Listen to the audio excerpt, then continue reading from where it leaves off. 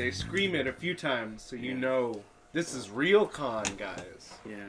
So I will admit something when I saw that movie in theaters. Yeah. I didn't know it was a remake of Wrath of Khan.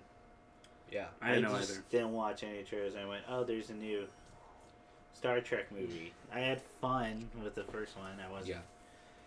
It was an action movie. It's not really Star Trek, but. Okay, so we're on the same page that the new Star Trek, with the exception of maybe the third one, not really. Even then, yes. Yeah. They're just action films. Yeah, They're action movies. Yeah. Whereas he said he wasn't a fan of Star Trek. He was a Star and he Wars was like, fan. "What if we just did Star Wars? Star Wars? Yeah, yeah. I want sexy ladies and lasers and people going." His idea of aliens is green women with orange hair. Yes. Yeah. Yes. I mean, it sucks because the opening had some good designs, and it was kind of obvious what they were harkening back to design-wise. But yeah, it's like if you take it out of the moment and think like bigger picture of the movie, it's I don't know, it's kind of dumb. That's J.J. Abrams in a nutshell, buddy. Or Nomura. With Kingdom Hearts. Oh yeah, how that DLC. The closest I think. Hang on, I want to stay on this real quick. Okay. Because I really do like Cloverfield, and I think that's the closest he ever got to nailing it. Mm-hmm. Until he reveals the monster. The money shot, sure. Yeah, which is the money shot. Except I don't think that movie you should have revealed. You shouldn't have gone to close up. I agree. I think that movie would have been 100 times better. 10 million times better. Like I think he would have nailed it. I think he would have it would have been a slam dunk. If they had taken that out. If it's just because then it's a horror movie. Yeah. And this is coming from someone who fucking loves his monster movies. They shouldn't have shown monster. I think that movie had, for 90% of the runtime, the potential to actually be like a. In spirit, we did it. We did shaky camera since Blair Witch. Yeah. Yes. Yeah. Absolutely. It had the potential to be a spiritual as far as ethos. Mm-hmm. Representation of a Lovecraft story. Yeah. This is a thing you cannot fathom and understand or see all of. Yeah. Except here it is. Yeah, I mean, when I was younger, I always thought maybe it'd be cooler if instead of showing the monster, they just look up and then he just gets eaten and dropped out. Would have been dope. Yeah, just spat out. Like, again, just little bits and pieces. Yeah. Yeah. But yeah, the way they had that long shot of like its face. And it's like, and you think, wait, did it sneak up on him? Like, how did they not notice that? Yeah. It's J.J. Abrams. Supposed to be shocking. Yeah, he thought it was be cool in the moment, but J.J. Abrams, I will say people say that he's completely unoriginal, and I resent that because a lot of what he does is homage. Yeah. It's referential. Yeah. But I think he's capable of original things. It's just, like you said, the Nomura thing of, I just want to do this. And he doesn't give a fuck about how he gets there. Yeah, yeah. So, whatever bull... I was going to say something. Sorry. Oh. For is it the crossbow? Don't worry about it, man. Okay. Just watch Star Wars. Yeah, buddy. Hey, come on now. Just consume product. Yeah, don't just be excited. Hey, get ready for that. Be excited for that new Star Wars ride, and consume the new movie. Oh yeah, and also that they're gonna keep making shows. Yeah, about Star Wars. Yeah, gonna be more shows. Hopefully, they're like the. Well, now I'm at a point. All my favorite Star Wars things aren't the main movies. Same.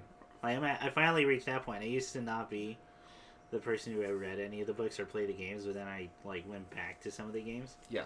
And I'm like, wow, people had really way better ideas. Can I ask you guys about a Star Wars thing? Sure. Great. This is a good forum. Yeah.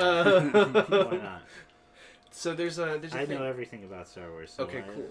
No, because one of my roommates he's intensely into Star Wars. Okay. So I've matriculated a little here and there.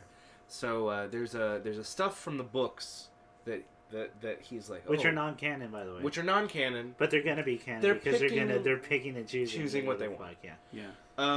So in the books, when Luke gets old and starts the Jedi Academy and all that. Yeah. So a new war happens once the Emperor is gone. Yeah. Essentially, in the books, there was like a new order, Uh-huh. but that shit doesn't happen until like right before Luke dies. Yep. And then in between that, the galaxy is invaded by a new alien race that no one's ever heard of before. Okay. Have you heard of this? No. Is that KOTOR? I think they're called like Vashnar or something. Yeah, Vashnar, because That's that's KOTOR, right? yeah, because okay, so I know the books are prequels to Wait, KOTOR. no. Yeah. They're supposed Wait, to explain. is it KOTOR way before?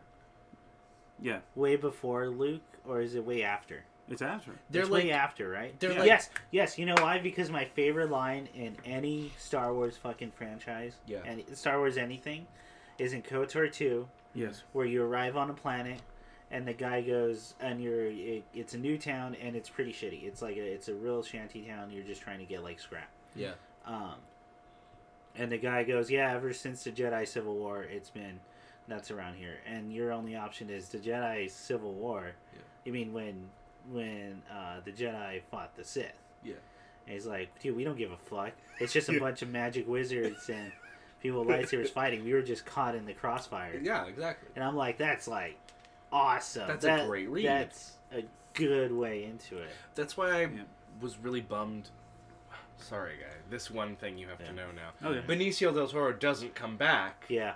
And I wanted that character so bad because he was really cool. Like, no, y'all are perpetrating war anyway. Yeah. You it doesn't matter what your excuse is. You're buying it. You're profiting. Yeah. You're making the same people profit in the same way. Yeah. It's like, oh, that's an interesting plot line. Yeah. Hope they Nope. develop that thoughtful no, fuck instant. you. No. Look, man, it doesn't look good on the poster. Yeah, it doesn't. Doesn't look good. Oh Jesus! So yeah, my roommate was really into the idea of the flesh technology aliens that are immune to the Force. Oh yeah. Yeah, this thing. So yeah, so that's that does predate KOTOR, so it's like right in between when he starts the Jedi Academy. So if you play the Jedi Academy games, I think it's supposed to be right after that game. Okay. When the books take place. And it's supposed to explain, like how you had organisms figure out that Jedi Force is immune to certain technology. Yeah. Like there's just some materials out there that it can't lift or pull or crush. So I think that I know that in the book, and then that will leads to KOTOR. Okay. Where it's like you now have a resistance that's trying to start its own. And they're like spooky, like xenomorph kind of aliens. Yeah. Which is awesome sounding. That does sound tight as fuck. And I was like, you're not gonna get that. We're not gonna get You're not gonna that. get that. If there's anything that ever makes a Jedi not the most powerful thing in any of these People movies, piss themselves. people will go ape shit Because kill their children. I think they'll kill them all. Jimmy, get in this goddamn bathtub. Oh, they're gonna Anakin that shit. That's the only reasonable reaction I expect from these. You're not wrong. Yeah, I don't know why. In like freaking Rogue One, when the kid takes the broom with the Force, I was like, is that the same kid Anakin killed in the prequel? I was like, no. He'd be like 30 now. He'd be real fucking old. Yeah. So, welcome to whatever episode this is. 32. 32? It feels It's like 32. that, yeah. Feels No, 30. 33. 33? 32 is awesome. Oh. Hey, That's a cool 11s. number. That is a cool number. This is one big tease to say we're not talking about Rise of Skywalker. Oh, yeah, today, sorry. Yeah, sorry. Because Nick hasn't watched it yet. No. But hey, we'll get there. We'll dance around it. Yeah. Me and Ian are actually... Because we want to talk about it, like, a lot. We got a lot of thoughts. Yes. Yeah. Many thoughts. Uh-huh. But hey, gang, we got lots to cover today. Don't you worry. Yeah. So... Let's dive in, man. Let's just go into it, because we are on a kind of a hard timer. Yeah, So- what was the last... when was the last podcast? A month ago? A month ago. No, we're Okay. actually on time. Oh, this is the actual month? Can you It's just- believe it? It's Yeah. just so many things have happened That's true. that so we talked about this on the stream. Me and Nick started a new job. It's literally only been a month, but so many things have happened in that month Yeah, man. Yeah. that it felt like we were late. I don't. And then I was like, no, we're on time. Yeah. If we do this, if we record this right now, and I could just like set this shit to render, we're on time. I saw you at Christmas. That's when I Yeah. saw you. Yeah. Yeah. was Okay. Christmas. Yeah. So, So, Who wants to go first? Ian, you're pretty excited, so you want? I got a boatload, man. Go for it. I do as well. All right, let's do it. Nice. So I've been watching stuff. Yeah. So many things, you guys. Oh, you wouldn't believe it. Oh, yeah?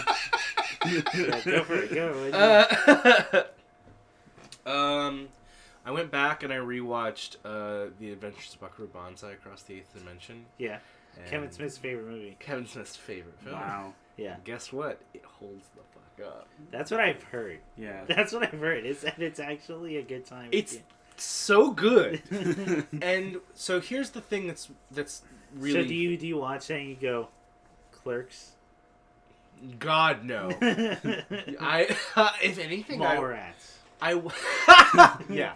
Chasing Amy is what you see. You see Dogma. I watch it and I kind of think about it's. I'll be the only guy here trying to defend Chasing Amy, but like. No, it's Oh good. no, it's. I like it. Oh, yeah. Okay, cool. What was the one? Zach and make porno?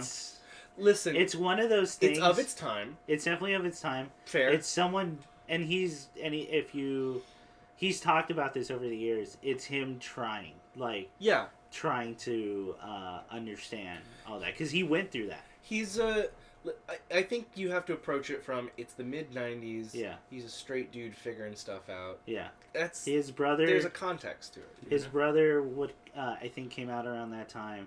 Oh yeah. One of the movie's literally based on a relationship he had. Yeah.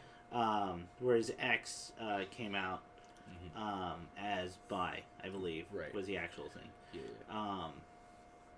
So it's him trying to figure it out, growing up as a New Jersey Catholic boy. Right. Like doing that. It could have been way worse. It could have been. It's actually a good first try. If you watch other movies on that subject at that time, it's way worse. That movie holds up so good. Yeah. In its context, it's really well. Like today, we've gotten like more past it and understand a lot more things going on. I know this isn't on topic, but Yeah. man, when I think about Chasing Amy, I think about I don't remember the actor's name. My Name is Earl. Oh God, Chris something. Yeah. He's a professional skater, and apparently he's like Tony Hawk looks up to him. Yeah, he's like weird. He's really funny. He's fucking funny. Funny, and he has that line before the reveal in the movie. Yeah. And it's played off as a joke, but it's excellent. Where I think they're in a doctor's room together. Yeah. They're like him and his best friend, and he's again dumping on his girlfriend, saying, you know, how he needs to get rid of her. Yeah. And he's like, yeah, I just don't get lesbians. It just doesn't make sense, right? And they're on and on. It's like, I mean, like, I get it with guys, like, right? It's like, what? You know, like, I mean, I don't know, like, whatever.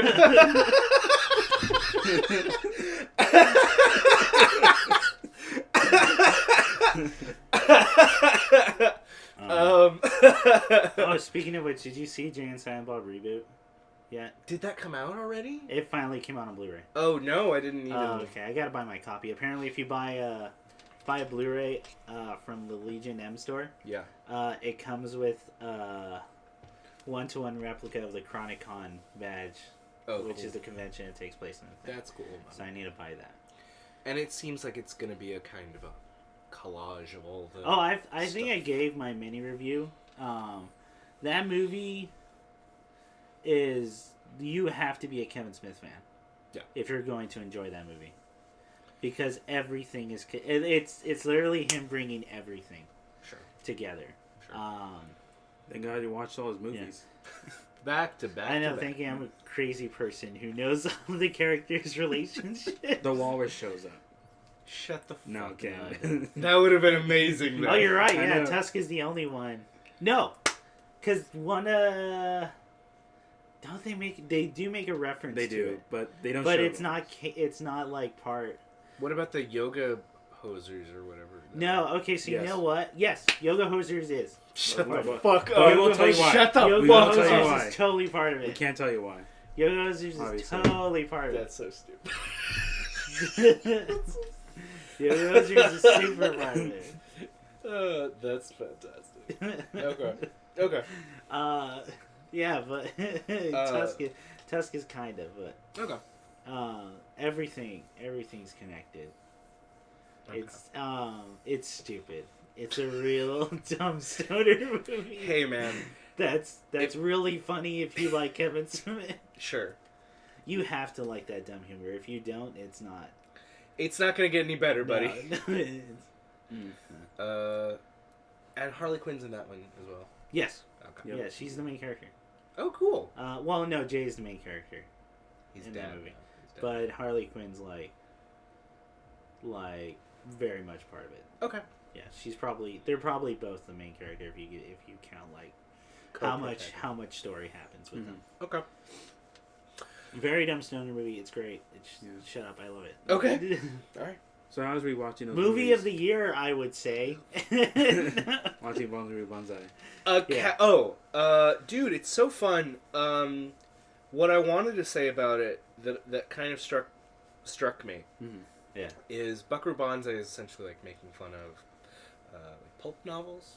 Okay. Yeah. You know, or young boy action hero kind of stuff. Yeah.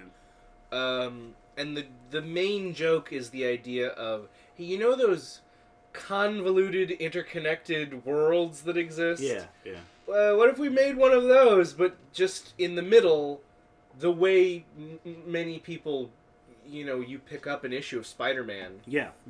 I should pick someone more obscure. That was part of the reason I think Kevin Smith liked it so much. Was because it was probably the most comic book movie, for a while. There's so much inferred continuity to movies that don't exist. Which is rad. Which is awesome. I fucking love. I'll be honest though, I kind of wish they'd gotten away. They kept going because it would have been. That movie was for no one. That movie was for nobody. For nobody that movie anywhere. was for us and Kevin Smith.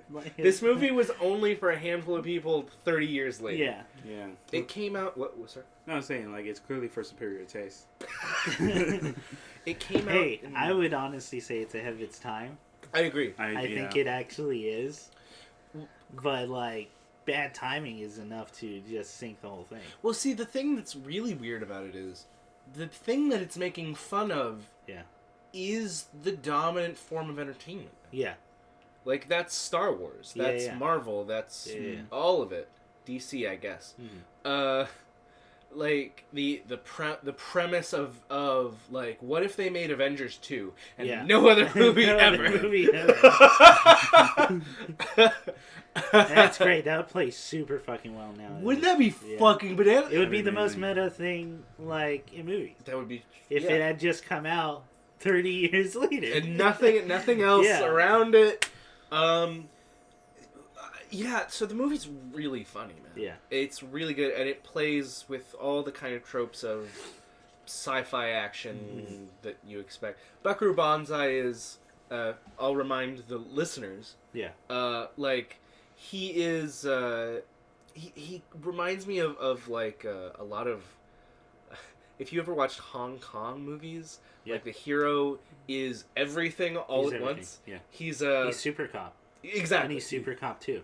And he walks into police station and everyone goes, "That's Super Cop." You heard of Super Cop? Yeah. I'm not making that shit up, people. That's on Criterion now. No, that's real. You can watch that. You can watch Super It's Cop. awesome. Yeah. Super Cop movies are great. One of the characters is a little kid from New Jersey, who's the head of the Buckaroo Banzai fan club. Amazing. That was established at some other point, and they just established that there's a version of the Boy Scouts in this world. Wow. That all learn astrophysics, and they all know how to do science, super science, and at any point when Buckaroo Banzai needs help out of a jam, he calls a bunch of 8-year-olds to help him, and it's great. The smartest 8-year-old. They're brilliant. A short list. Jeff Goldblum is a cowboy named New Jersey. Yeah, that's right. John Lithgow is possessed by an alien from another dimension who's a fascist. Yeah. Buckaroo Banzai's dead wife comes back in the form of her evil twin, possessing her twin sister she never knew she had.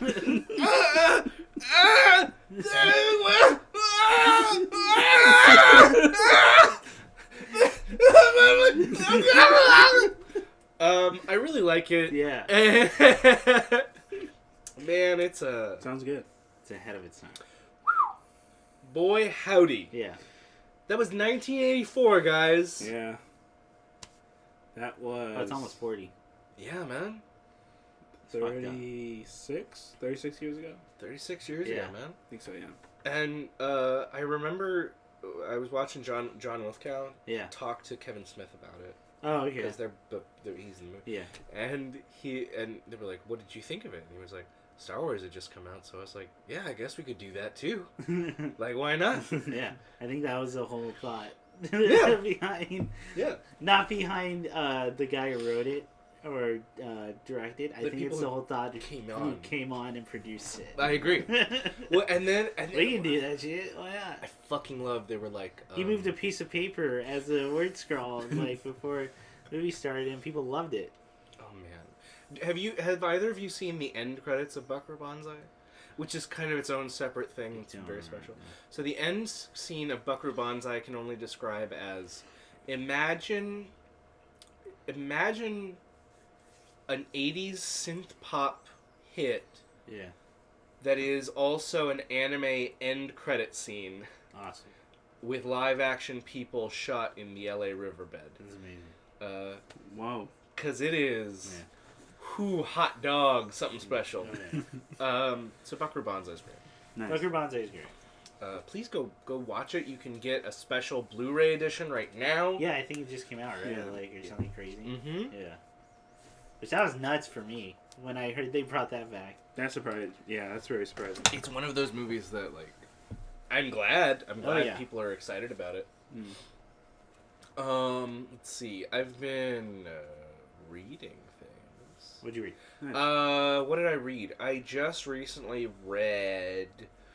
I've been reading kind of. I want to describe it as prose that is almost poetry. Okay. A lot of stuff that is like that, kind of in between. Yeah, I know what you mean by that. Yeah. I just recently read a book called Macho Camacho's Beat, which is a novel from '86. Okay.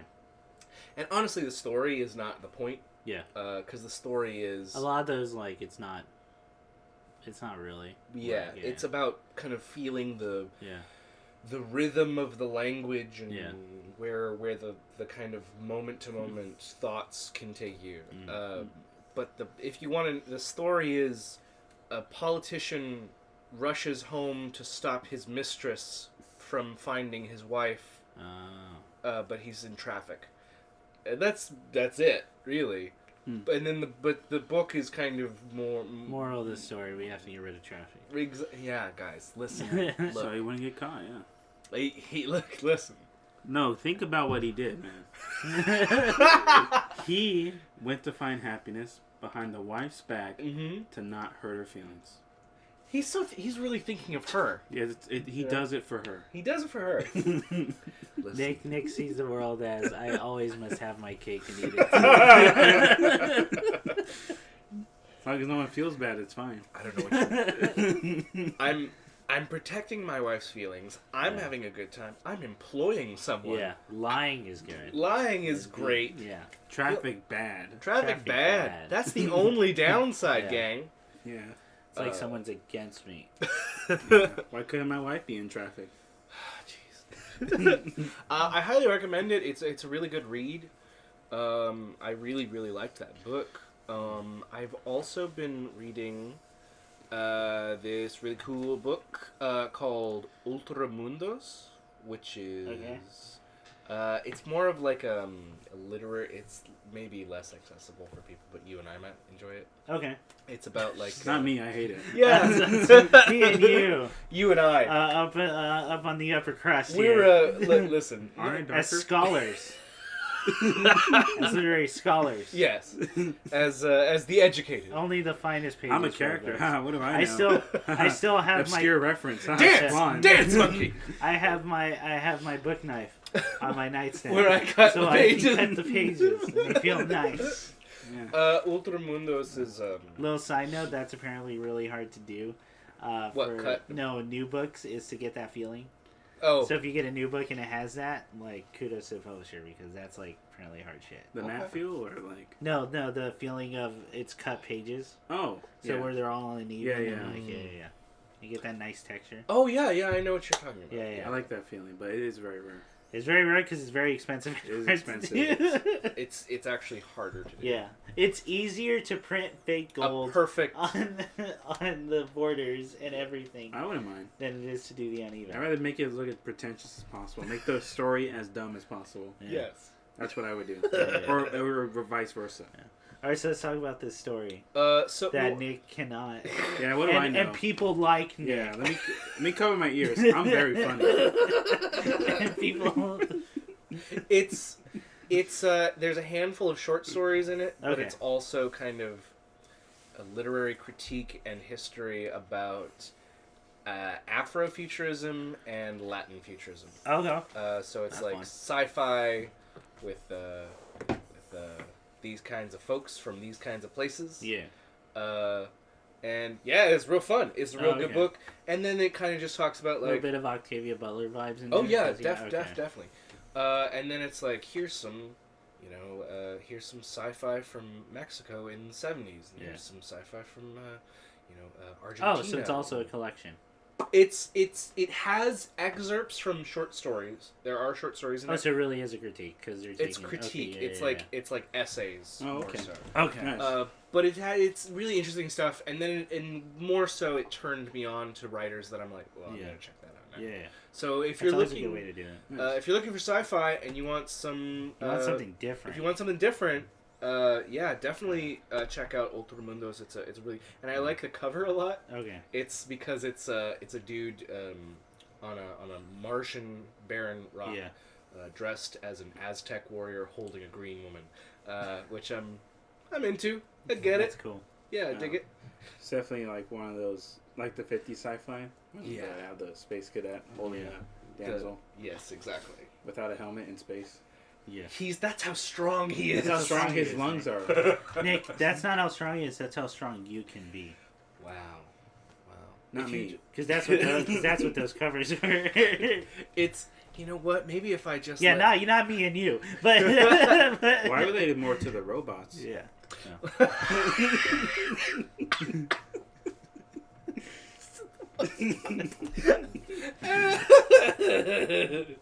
We should just start lore that Nick's a robot. Yeah. Is he not? Yeah. I mean, I put oil in him this morning, so How else can I be this funny? yeah. Must have been that new update. Well, I always wondered about that applause sign in your chest. Oh yeah. Please laugh. Every time we laugh, his chest lights up. Yeah. It It literally fuels him. Yeah, but of course you turn it off for the stream. Yeah. No, at the end of the day, we They make you wear a shirt. It's like a weird Tony Yeah. Stark situation. Yeah. Oh man. So I've got two other things I gotta Alright, go go over. Thanks, man. I'll do the negative then the positive. Alright, sure. Negative. I watched more of that Sabrina. It's still bad. Why do I keep saw watching It's it? the second Okay. season, man. I was like, I wonder if Ian's watching. I it. still am. Yeah. It's bad. Yeah. Why do I keep doing this? Maybe it's the trash you like, you know? We all got that. I feel real. Nick has Terrace House Okay. or Terrace House. I Sure. keep saying No, that's a Terrace. good show. Yeah. Here's the thing. I'm on agreement that that's a good show, but it's only a good show in the sense that you're watching a human experiment. Mm-hmm. No, it's crazy. Sometimes it's that. Sometimes it's like real world, where it's one normal guy, everyone else is fucking crazy and shallow. You're right. Yeah. But my favorite is when they're all just people Yes. and it's mundane.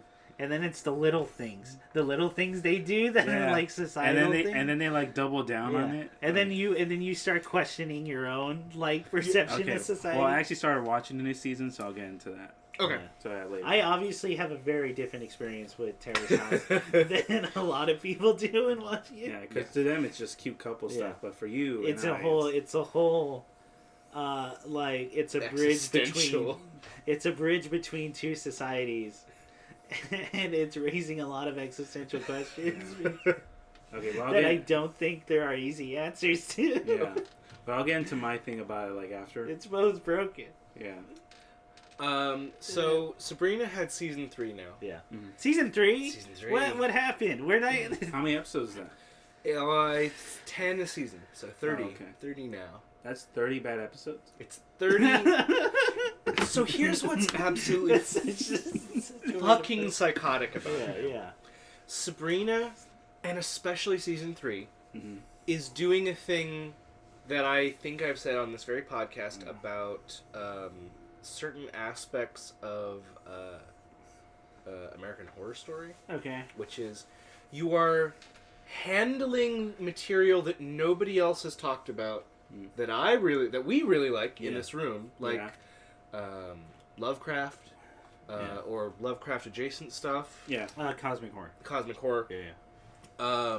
It's not just Lovecraft. Weird occult stuff. Yeah. Wayward Pines was also a show that did that. Do you remember that show? Yeah, I never got around to watching it. It's on my list just because of things I read about it. You watch it and let me know what you think. Okay, gotcha. But at this point, it's just more out of curiosity now, like to want to watch it. 'Cause Shyamalan did that, right? Yeah, and I'm not a fan. Same. Same.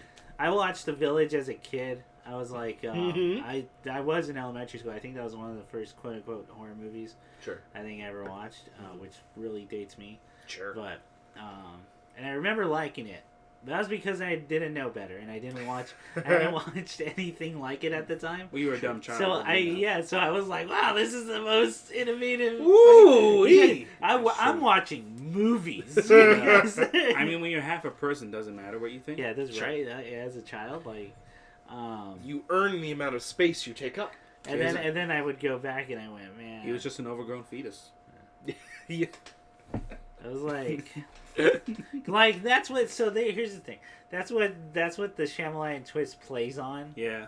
It works really well for kids. Like, I think it would work really well on kids. Like, and I honestly, remembering The Village, I wouldn't mind showing that to like. I still think it's one of the higher, and like looking back, I think it's one of the higher, like M. Night Shyamalan movies I've seen.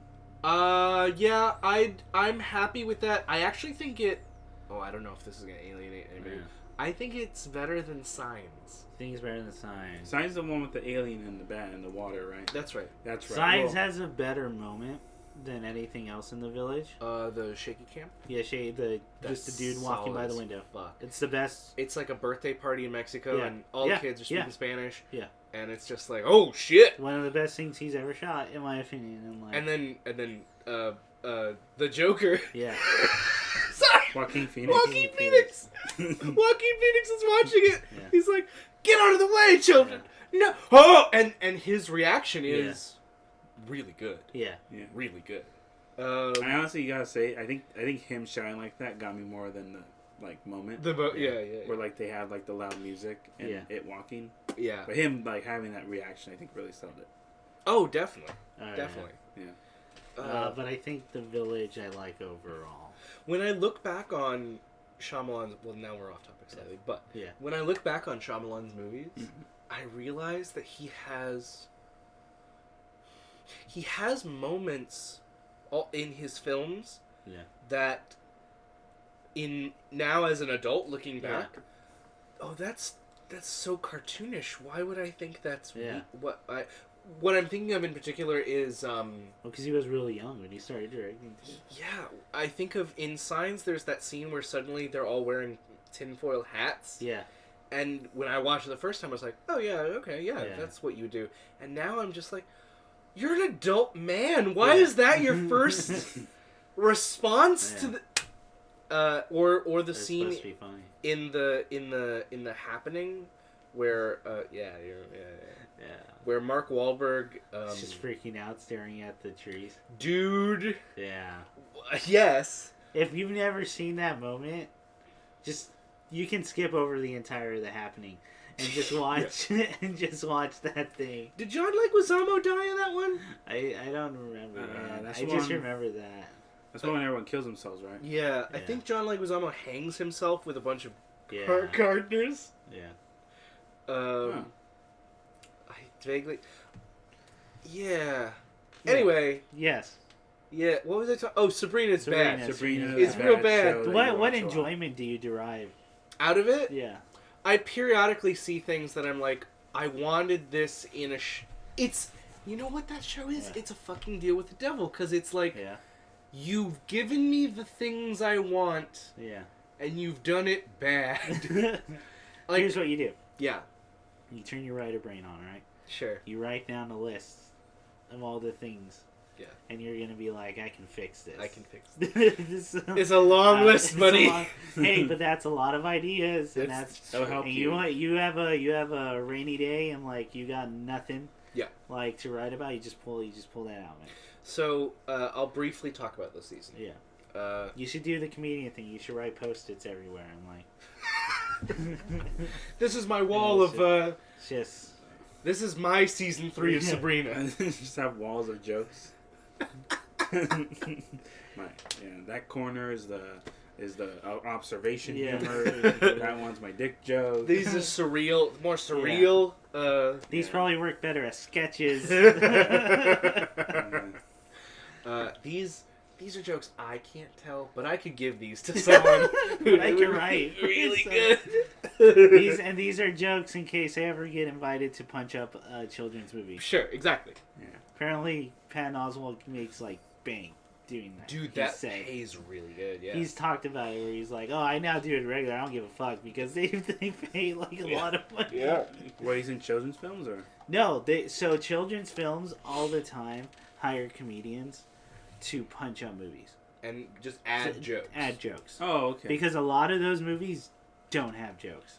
Yeah. Because the people writing them aren't comedy writers, and like will just write the story, and then they have to add comedy at the end because you have to give something for. Yeah. So all the like fart jokes you're gonna see, is someone they brought on. Yeah. Oh, okay. Whether credited or uncredited, it depends on the studio. Okay. Can I tell you something that's fantastic about kids? I would love to be a punch-up writer. But Same. What a cush gig. Yeah. It's a lot of money. There was a film called Cloudy with a Chance of Meatballs 2. Yes. There was a gentleman who was paid by DreamWorks. Okay. Yeah, it's DreamWorks. To come up with all the... That movie has animals that are made of food. Yeah. And it was his job to come up with all the pun names for animals made of food. Oh. And he got paid for 3 weeks to write nothing but puns of animals. Wow. Asparagus galopes. That one didn't. But there's some ones in there that are so transcendently funny. Let me look it up. Please pull up the probably list. someone listed like. I'm sure they did. Like on the wiki, I'll get the full tier list. Yeah. But like, just imagine getting paid. To not even write jokes. To write just puns. Yeah. You get 3 weeks work to do pun work. To do pun work. That is a golden gift, my friend. And it's a lot. So much money, so many puns. It's more than I'm gonna make in like a while. All right, got it. Okay, go. All right, there's banana ostrich. Okay. Yeah. Okay. Ostrich. There is hundreds of dollars that name. Sous sheep. That's good. Okay, I like that one. That's decent. Taco dial. Ooh, a taco dial. Okay. That's better. Sasquatch. Ooh, okay. That's good. Shrimp pansy. That's terrifying. That's horrifying. I love it. I don't even know what I'm picturing in my head. Like spooky arms. I think it's just a monkey made out of shrimp. Eggplant. Eggplant nutty. Oh, like a manatee, like an eggplant. Oh, that sounds horrifying. It is. It looks oof. Because eggplants are dense too. They're like it's meaty. Yeah. Hip potato omelets. Oh, like a big baked potato that's a hippo. That's good. Fruit cocktail teal. Oh, like a fruit cockatiel. Cockatiel. Sorry. Okay. My bad. There's flamingos. Oh, that's like good. Mangoes. Flamingos. That's the best one. That's Kiwi bird. I mean, that's easy. Given. Yeah. That's easy money right there. That's There's berry. What is a bear? What, is it It's just a a bear berry? made out of Oh, a bear, man. That's clever. hundreds of dollars, Ian. Mosquitoes. Like I said already, leek. Yeah. Okay. And we're talking altogether thousands of dollars. Thousands of dollars. There's ingredients how to make them, Oh my god. and that's all I can see right now. Those are pretty good. Listen, gang, that was thousands of dollars Yeah. for one gentleman to do. Yeah, And you know what? that's incredible. Round of applause for that. Yeah. Good job. Congrats, man. Yeah. You're living the dream. When did that movie come out? Several years. Oh, 11? I want to say the first one did. I don't know when 2 did. I was just looking up. That was the era when they stopped caring about like trying to imitate Disney and were doing their own thing. And it got better. And it did get better. Got better. Oh, 2013. Ah. Still a minute ago, man. 7 years ago. 7 years ago. Kids are, at the very least, teenagers are. No, they're adults. I was watching. I was just looking up Don't tell me because that. I got a tickle in the back of my brain when I was watching Godzilla. Mm-hmm. Which one? The new Shin Godzilla. Shin Godzilla, the Japanese one, or the... The one with Millie Bobby Brown from Stranger Things. No, dude, King of that's Monsters. King of Monsters. That's King of Monsters. Right, Okay, right. King of Monsters. I was about to say Shin Godzilla is the Japanese Hideki Hideki Oh, okay. So my brain's all scrambled. I did Okay. watch the one with Millie Bobby Brown. Okay. And then I I did clearly just in my brain was like, oh, what is Hideki Anno doing? Yeah. And You should watch... Have you seen Shin Godzilla? yeah, I did see Shin. Okay, Godzilla. because I like the Legacy Godzillas. That one's the best one right now. I think it's Shin really, Godzilla it's really is... Like overall as a movie, yeah. Yeah. good. It turns out Hideki Anno knows how to make a monster movie. Yeah, and he'll never do it again. Because working for Toho sucks. And everyone who has ever worked on a Godzilla movie hates it. Yeah. That's why they flip directors almost every single movie. That makes sense. That makes sense. The only two people I can think of that stuck with it the whole time were, I always forget his name. I think it's Yono. At the end, I'm fucking it up. The guy who actually played Godzilla in the monster suit okay. stayed with it during the show era. Okay. To the composer for the show era stuck with it. After that, they flipped everyone. Everyone. The revolving door. No one likes working for Toho. So you remember how he was doing Eva? Yeah. He never finished. Oh yeah, 4.4 is coming out. Yeah, that's what I was looking up. Oh, okay. Like, but 1.1 came out over a decade ago. Yeah, Yes. that's right. I was in college when 3.3 came out. I think it was my second year of college. I was still in high school. Yeah, we drove to San Diego. Or was it San Diego or was it on the way to San Diego? No, it was San Diego. Just to watch it in the theater. At 3.3. What the fuck is going on, King? When did 3.3... How many years ago did 3.3 2013. Yeah. Jesus fucking Christ. Yeah. And 1.1 was, what, 2007? Yeah, I think it was around 2007. Yeah. No.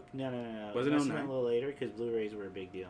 Yeah, wasn't No, it? this was after the Blu-ray. Okay. Because they came in really nice Blu-ray boxes. Yeah. Okay. I'd have to look it up. I would have to double check. Okay. Okay, so, yeah, 4.0 is going to come out. Well, that was worth the wait, I guess. I hope so. Was it? Did you like 3.3? I don't know how to... Of course not. Okay. Why did you... Can I express it, or are you asking just yeah. Ian? You go ahead. No, Yeah, yeah. I have an opinion. What's what? That's it. I'm just Good. kidding. Okay, No, I was think saying- you know what it is because I think me and you have talked about it. Yeah, so well, much. no, I just don't know how to feel about the rebuilds because I don't know what it's all supposed to mean. Or, like... That's a fair... Because I haven't seen the last movie, so it's like, what Yeah. does any of this mean? Like, And why knowing bother? Anno, that's I very agree. fair. That's I agree. fair. That's fair. The one thing I will say about all the rebuilds is they're pretty as fuck. But that's Beautiful. because the guy who directed FLCL is in charge of all the art It's really good. and direction. And it looks amazing. Yeah. Like those It's shots. beautifully animated. And there's a shit ton of money going into these things because It's Eva's a gold mine Yeah. that won't stop. Yeah. So, like, you'll buy that shaver, that chick hydro. Yeah. That's all he needed. That's all Gendo That was a needed. clean shave. Did you send me the clip of Gendo from the manga recently? Oh, was it that picture you showed me today? Was it when he grabbed Ikari and explained why he hates him? Yeah. when he says because he took the love of my wife. Yeah. Yes. What a fucking baby. Yeah. That's what he is. Like, I mean, yeah. I gotta say, I do think, despite all the crazy, awful shit, I do say, it's weird to say favorite scene of a character when they're awful. I thought you were going somewhere else. I thought you were going to defend Gendo. No, there's nothing to defend. Okay, good. Everyone knows. Good, Nick. Yeah, because there are people out there. because it's weird to say my favorite scene of this awful character. Yeah. I would say my favorite scene of Gendo being awful. Yeah. Is literally the last line in End of Evangelion, where he's gonna be goo.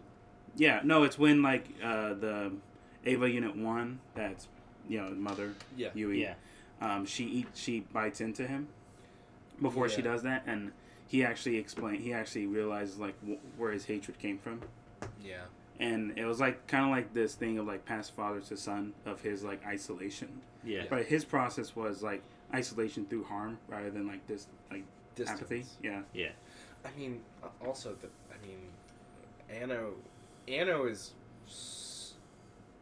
two pools of iconography outside of Catholicism is Freudianism. Yeah. So. Yeah. Japan loves that shit. Issues with the father. Japan loves that shit. So it's funny. It's interesting because like that's Gundam, dude. Gundam's got. I didn't realize till like the third time I rewatched End of Evangelion when I was in college. I noticed that after she bit him, when Rey picks up Gendo's glasses, in like the corner, I think it's the right corner of the screen.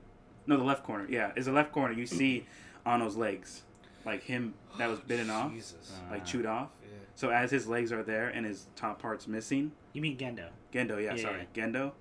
Rey's picking up the glasses. Jesus Christ. Yeah. Dang. So I was like, okay, so that's supposed to show. That's like, if you don't know by now who Rey's supposed to be, like. Yeah. Yeah. Whew. But then with Rebuild, they just straight up like dinner look up. It's like Yui is replaced with Rey, and it's like okay. Yeah. So is this clearly intended for people who saw the show, or is it? Because they say Rebuild was supposed to be for people who wanted an action anime. Yeah. But then it's also like you also have to watch the first show to know this. Like, I don't know. Like, I don't know how to feel about Rebuild. And then also, Mari is a strange character, and I don't know what her purpose is. Is she like supposed to embody? I think she's supposed to embody what fans want. What fans wanted from a female character. Yeah. Because her That's actions. how I always felt. Like, her attitude, her actions, her like even her physical appearance and the way she like carries herself reminds me a lot of like the 80s and 90s like Go Nagai, like super robot like characters. Yeah. So I don't know if that's intended. Like I'm with you. Like I don't know. Well, when it comes, we'll. I know. Movie's bad. Yeah, movie's not good. Hey, what if everything's awful? Yeah. How'd you like that Star Trek visor? Yeah. We talked about one thing we liked. We talked about Group Banzai. Okay, let me wrap it up. No, that's all right. That's all right. So the things I like about the show. Yeah. Oh God, Sabrina. Yeah. Yeah. About Ava? Okay. Yeah. Things I like about that show. Okay. Cosmic horror. Cosmic horror. Pagan gods I like. That's fine. That's cool. That's always fine. Circuses are spooky, and I'm glad someone's talking about it. I don't think that one's new, but I like a spooky circus. Yeah, okay. I like I don't know. I like 70s like devil cult stuff. I think that's all fun stuff. And they just do time travel, I think is really cool. Yeah. They just do the worst. Here's all the things that are bad. Yeah. They tease you with cosmic horror, and then like you get like half an episode where Tentacle comes out of a portal, and they're like, no, and then the portal goes out. It's almost that bad. Yeah. It's like that's pretty bad. The cult takes the Cthulhu cult takes over. And I don't even know if that's what they're called. It's always the Cthulhu. The elder god cult is what they're called in the show. That's boring. And they're bringing back the green... That sucks. Is that what it's actually called? That's... The Elder God cult, and the god that they worship is the Green Man. Green Man's fine, because that's a send-up to the Yellow King. Right. And, like, to other stuff. Yeah. But the Elder God, that sucks, dude. That's a Mortal Kombat. Like... and then, oh, twist, the circus is a cover for the pagan cult. For Khan. And then... Shao Kahn. So here's the other thing. So like in the episode, the priest of the thing, who's like a guy in a top hat, also like top hats, is like clearly I wish I could pull off the top hat. Depicted as immortal, and like weird and like inhuman in some way. Is he the devil? He's Pan. Okay. He's the great god Pan, who is ushering in this age of pagan gods. Yeah. But they reveal that, like, right at the end, and they don't kind of play with... They just tell you, like, ooh, something strange, and then, like, episode 9, they're like, he was Pan the whole time. He takes his hat off, and he's a goat man! He's a goat man, yeah. There's time travel, paradoxes, and it could potentially be fun, but the show's thinking too hard about it. Because Sabrina has married Satan, who is her father. Oh god, yeah, I forgot about that whole fucking plot. And that's like the first thing you told me. Yeah, it sounds gross. There's a lot of weird. I'll make this part quick because this is like a legitimate complaint I have that's like deeper than just like pet peevey things. Yeah. That show has a lot of weird relationship with like sex. That kind of skeeves me out, honestly. Yeah. It's just... You love it. Ugh. So that's why you watch it? Yeah, that's also why I watch it. But Ian, we established in the Kingdom Hearts 1 stream that if it's a weird sex thing, you will watch it. I mean, it's a gift and a Isn't curse. that part of your character? That's a part of my big arc. It's a part of my arc. Isn't that why you like Alan Moore so much? This is what because of all the weird sex scenes you like Well, when we talked about the comic, which I really liked the comic that they did of Sabrina. The manga? The manga. I had told you guys that Archie Comics canceled it because they wanted to do an incest story, and they were like, no. Yeah. And now it's very clear, like, why do you want to do this as a plot line so badly? Yeah, now it's becoming weird. Now it's like... Now it's...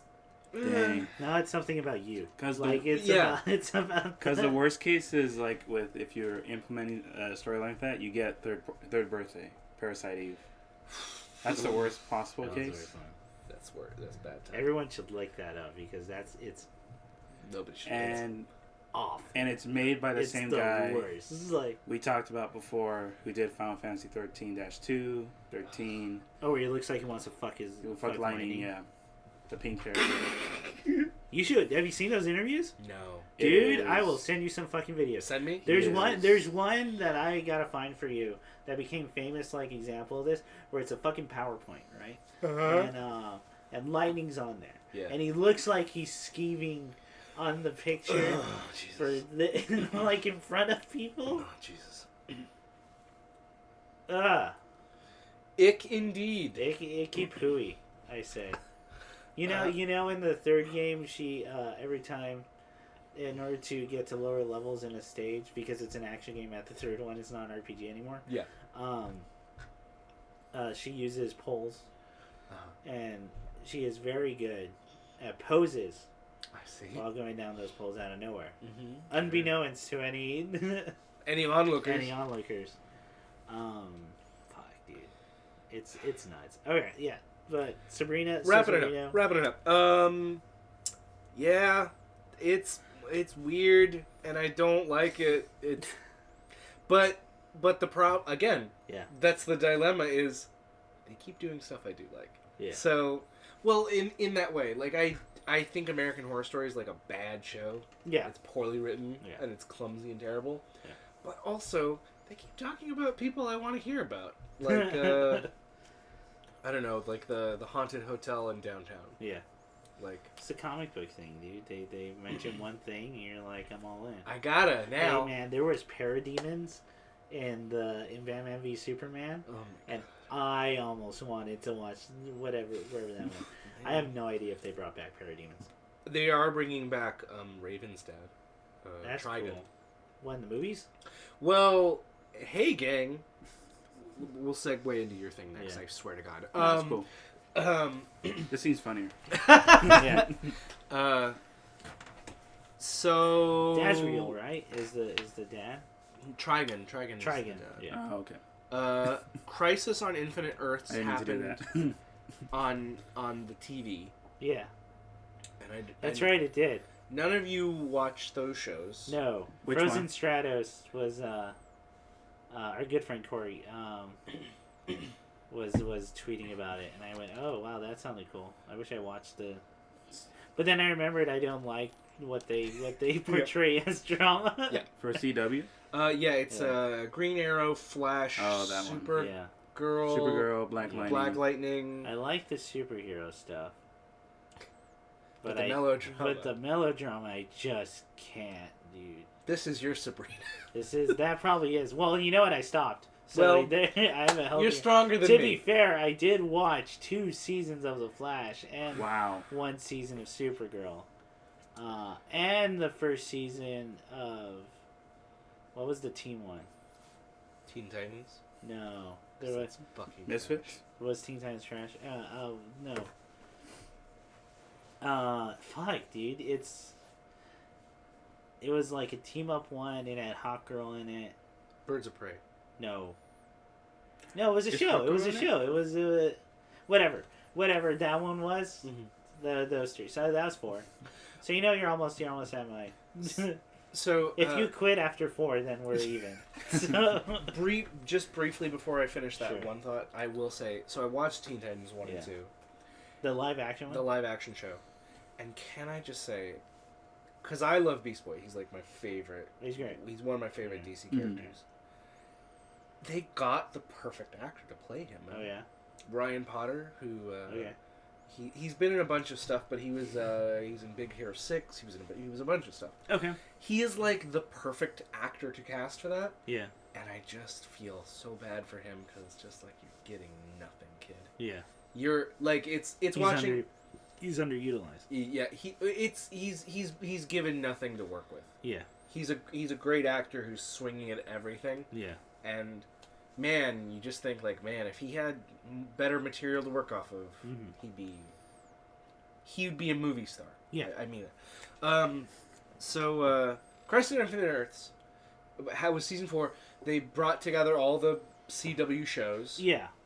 But they also established that all timelines are now canonical. Oh, officially, cool. Because Huh. Kevin Conroy is in it as Batman. Oh, Heard okay. about that. As old Batman. That's Oh, cool. wow. And Dean... Well, there was that really cool Flash episode where they brought back Silver Age Flash, Yes! and that was really cool. And Dean Cain played Superman. Holy shit! And the guy who They got was... Dean Cain. Yeah! Hey, like, Wait, really? Yeah! what's he even up to anymore? Nothing! Wow. Yeah, Nothing is what? that must have been that's either a comical amount of money, or not very much. Or a at all. comical small amount of money. Yeah. They also got the guy from Smallville. I forget. Oh, yeah, I know what you're talking about. That guy, he's on it. I think it's like Nick something or like. Anyway, the big get they Yeah. got was... I'm going to say the wrong name. I don't know. Dean Cain's a pretty big guy. Ezra Miller. They got movie Flash Yeah. Oh shit. to be in the show. Wow. And they were like, what's happening? And he's like, something with time. So and is he then Barry or? And so they've established that Crisis on Infinite Earths TV has now rebooted the movie franchise. Ooh. Okay. So with Crisis on Infinite Earth, then would that lead to Final Crisis? Theoretically, yes. And that's probably going to be what the Flash solo movie is going to be. Oh yeah, because I know Final Crisis. That's how it starts. Yes. Yeah. But they've Well, also... Batman v Superman also, like, that's the one Flash's thing is hinting that.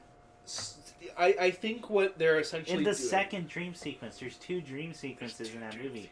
That's crazy. Anyway, like...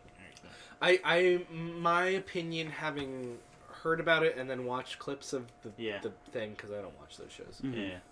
Is DC's official position is everything is canon and nothing is canon. Whatever you like do whatever the fuck you want. Basically. Hey, did you like Superman in the 80s? Yeah. He's also Superman in another dimension. Yeah. Did you like Kevin Conroy? He's still Batman somewhere. Yeah. Dean Cain is Superman is Lois and Clark. Yeah, Lois and Clark, right? Okay, I'm just making sure I get that right. So hey, they did a reboot, and so now all the movies are gonna be whatever the fuck they want them to be, I guess. That's good. That's good. That's a good sign. Might as well at this point. Let's just throw a sink at a wall. Buddy, there's 3 movies that they made people like. Yeah. And we're still on the fence about Aquaman, I guess, so. Oh god, I never watched Aquaman. Yeah. Well, I never. You know what? I didn't even watch Suicide Squad. But I kind of want to, just because as someone who has edited stuff. Yeah. Just to see. I will say, like, on an editing topic, how do people watch the Bohemian Rhapsody? Oh, the movie? Yeah. It's delirious, right? The singing, because all the music parts are great. Yeah. Every clip I've seen, I've never even sat down and watched a movie, because I've only seen certain scenes and I go, how do you fucking people put up with this and not, like, throw up? Like, it's the worst. Dude, there's one... The one I always think of is the guy's gonna sit down for lunch. Yeah. And it's a million cuts of him turning a chair and doing all that for nothing. It's not like, it's not an action sequence. It's cover it. Bohemian Rhapsody? Yeah. Oh yeah, I remember it won Best Editing. But really Did it? It did. Fucking. But it was for the scene. It was for the concert, right? It was because it had the most editing into it, and the people judging it think more editing equals, more cuts equals better movie. Similar how maybe you can say the dialogue's better if I put more words into it. Or See, I always feel like the opposite. I'm more amazed of, like, long tracking single shots. Yeah. Because that's great directing, and then when there is an edit, that makes that edit, like, incredibly important. Yeah. Have you seen the movie 1917? Or, like, no. I kind of want to, just for that feat. I'm not into... Because I know it's a government-funded war movie. So I don't want... Yeah, buddy. So I'm always kind of wary. Well, I mean, they fund Transformers, so you're good. Yeah, and I haven't watched Transformers. Can I tell my favorite shit is... Because my roommates will love Transformers. They will, relax at the end of the day. And, watch some dumb shit sometimes when I'm going to bed. Yeah. And so I will maybe wake up to go to the bathroom. Yeah. And I lost my mind because I woke up at, like, 1 in the morning. Yeah. Use the bathroom.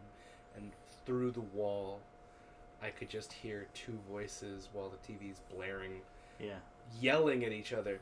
I think we found a Transformer! I think we found a Transformer!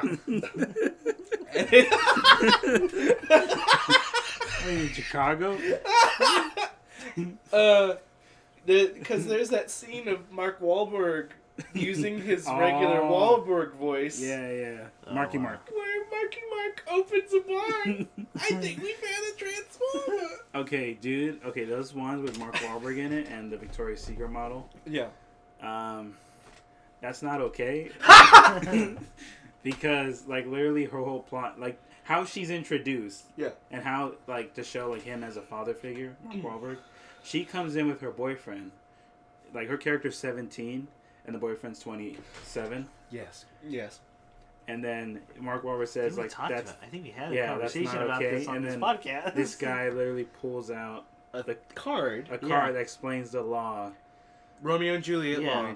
In the state of Texas, if you were already dating before one of you became not a minor, it's not illegal anymore. This man carries it in his wallet. Just so you know, it's not weird. And that's like the top of the movie. Yeah. The top of the movie is, hey guys, this guy is definitely going to get weird with this 17. But don't worry, it's not a crime in this state. Don't feel weird about it. Isn't it a crime now? In Texas? Yeah. Is the Romeo and Juliet law still apply? Or? I think the Romeo and Juliet state that applies to like 4 states, Yeah. and Texas is one of them still. Dang, I remember it used to be like 10, like 12 states. Hey, things are getting better. No, that number's getting down. It'll get to like 5 Things eventually. are looking up. Hey, things are. Look, let's not talk about Yeah, politics. let's not. Yeah, Transformers was funny. Marky Mark in it. Did he save him? Did he Oh, yeah, Did he man. see Decepticon and went pow? He got that coat. Got the cape. Yeah. I clearly have not watched the Transformers because Yeah. I also came through. The Rock is in one of them. Yes. I guess I didn't know that. And King Arthur. And there's a scene where the Rock looks at the camera and Did then you hit the desk? was that a little quake? Did you give it a Yeah, I little hit the shake desk, up? Chris. Oh, Oh, okay. okay. Don't Well, worry. because the bed shook at the same time. I didn't know if you just happened to hit it at the same time Ian did. No, it was Okay. Alien. All right. Yeah. Where So I'm always- I think you found a Transformer. where the Rock is like looking at the thing and he's like, "How did you not know the bed? They're called Decepticons." Oh, no, that's John Cena. That's John Oh, is that Cena. John It's Cena? John Cena. Doesn't have raised Instead of any just red seeing that flags. Instead of just seeing the clip. Yeah, okay. Yeah. What a time. What a wild time we Yeah, live in. he was part of the military. These movies are still fucking going. I can't believe it. Like, Are they still making them? Yeah. yeah, I remember because Bumblebee got good reception, right? Yeah. apparently. Because Michael Bay didn't direct it. Oh, Yeah. there it is. And it's also, Harry. They're gonna bring slaves into it because Harriet Tubman. What we talked about before, like Michael Bay plan was like after King Arthur, he explains that some of the the technology of the Underground Railroads were actual Underground Railroads that carried slaves with Harriet Tubman. And then you find out that some of the stuff that the South used were Decepticons that helped imprison the slaves for the South.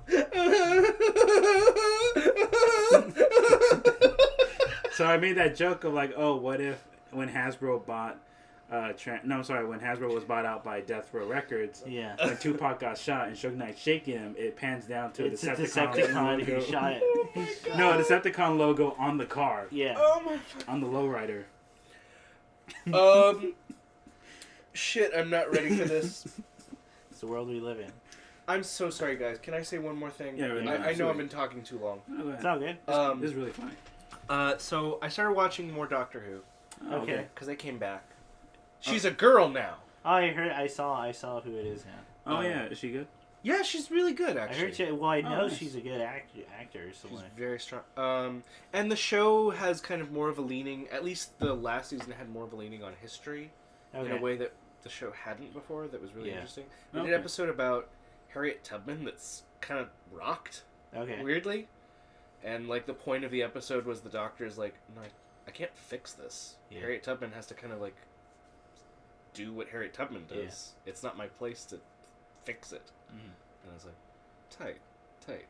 Yeah. Because then you become the white savior. Exactly. Yeah. Exactly. Doctor Who knows this isn't my place. Yeah. No, I'm gonna go find an angel statue. Exactly. Exactly. See, people feel more comfortable if you face aliens than real world problems. It's so fucking. There's like and the villain of the episode is a time traveler who just hates integration, and Yeah. that's who the Doctor fights. Is Wow. like a mean greaser who Oh. just doesn't like black people Wow. with a time machine. Yeah. Huh. And they also did a really good episode about the English ending the occupation of India, which Oh, was wow. because one of the main characters shit. is Pakistani. Okay. So Okay. that's big for them. Oh, wow. So it was really good. This is all to build up to. Do you guys know much about the Doctor Who stuff? Do I need to set up anything about their villains and anything like that? I don't know. So I I'll know things. I'll just jump in. So there's the villain called the Master, Okay. and they're the same race. They're from the same planet, but he's As like the Doctor. yeah, the Doctor, but he's like a bad one. So does everyone on that planet know how to like time travel? Yes. Then why Why be that there? planet? Why not? Why? Well, why be there? If someone moves to that planet Yes. and then the child's born there, can they time travel? They Is established there an that immigration How do they? situation? If I move to that planet, can I time travel? the Is weird it citizen based? Is it birthright based? Just let him go. they Just wait it out. I can't answer all of those earnestly because I know the answers. Oh, do you? Yeah, it doesn't matter. Because they do establish at certain points that if humans live on Gallifrey long enough, that they actually end up building like a weird. So what is it like? They get exposed to stuff, and then their bodies actually physically change, and What they are they get like. exposed to? Is it like? It's like time raised. You bitch! Don't make me say this dumb shit in a microphone. Please tell me it's not time raised. Is it the thing the Fantastic Four gets hit by? Because it's solar rays and something else. Wait. No, I thought like in books. Tachyons. Yeah, that was like that. Tachyons. Tracheons? No, tracheons. It's It was in Watchmen. Right, trachea. It's the time vortex has been torn so thin on that planet that people exposed to it get weird biology. Why does the time vortex exist? The ancestors of the planet. Why does it exist? Like totally. Yeah. That's how time works. Okay. Isn't time is a construct? So are they adjusted to the established like humans? Also, time is non-linear. Yeah. It's, well, it has to be. That was my question. Yeah. So it's got to be cyclical if you got time travel then. Like yes, but they do establish that certain aspects of time are fixed and other aspects are not fixed. Okay. So it's not just the same thing repeating itself, which would make that prevents the problem of doctors being obsolete. Right. Because if it's all fixed, why do anything ever? Yes. Yeah. Exactly. So anyway, the Master. Okay. He's like a bad one. He's a bad doctor. And he got a new face. Oh, nice. And then every time he does, they have to have an episode where he goes dun dun dun and looks at the camera and is like, "I'm different now." and then damn, he quantum leaks that shit. Man. Yeah. And people are real salty because so the doctors the Masters. I knew people were super into Doctor Who, so I love. Take some time shit, some time juice. Time juice gets all over them. It's sticky with the time. I love talking about it as someone who knows nothing. Just some time shit. So, they've established that the Master is a time traveler who just likes to fuck shit up. Yeah. And let me just say this first. There was already an episode where the Master did a thing where he fucked with human biology with this big ray thing. Okay. And he implanted his brain into every human being on Earth. Okay. To control them. Okay. And then he called himself the leader of the Master Race. That's good. As a plot line. That's good. And wait, humans are the Master Race? When they're filled with the Master. Oh, with Okay. Yeah. The what? I didn't. How dare you say? I'm more lost by this than the time thing. I'd rather go back to the time thing. So the last episode, they feed me. They jump around in time. They fucking jump around fucking time, isn't it? And they have a plot line that involves Winston Churchill because they like to bring in Winston Churchill because he's a fun historical figure that's easy to recognize. And it's British. It's British. That's why they got to bring the Indian thing because we're not as evil as back then. We'll solve the problem. Exactly. We won't solve the slave thing, but we'll solve that thing that people keep bringing up. Yes. And they have an episode where they've just revealed who the Master is. He's bad. Waha. Mm-hmm. Follows him back to 1943. Okay. And there's this really dramatic scene on the Eiffel Tower in occupied France. Okay. And the Master, who I don't know if this is relevant, I will add, he's a British Indian actor. Okay. Who's very popular. He's been in a lot of stuff. You'll probably seen him in Skyfall, I think he was in. I think I may know what you're talking about. Okay.